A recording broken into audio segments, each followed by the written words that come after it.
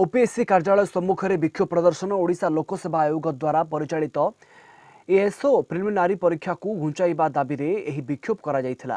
तेबे राज्य गृह विभाग में 500टी असिस्टेंट सेक्शन ऑफिसर पदवी पाई परीक्षा लगी ओपीएससी विज्ञापन प्रकाश पाइथिला। डिसेंबर 23 रे यार प्रिलिमिनारी परीक्षा हेबा कथा। डिसेंबर 23 रे आयोग एही परीक्षा नकरी ताकू जनवरी 20 को घुंचाई दैछंती। जनवरी 20 रे आईबीपीएस रा मुख्य परीक्षा थिबा बेले रेलवे रो असिस्टेंट लोको पायलट परीक्षा मध्य रही। ए दुईटी परीक्षा थिबारु ओपीएससी एएसओ परीक्षा को किछि दिन घुंचाई देबाकू दाबी करिसंती आशायी प्रार्थी माने।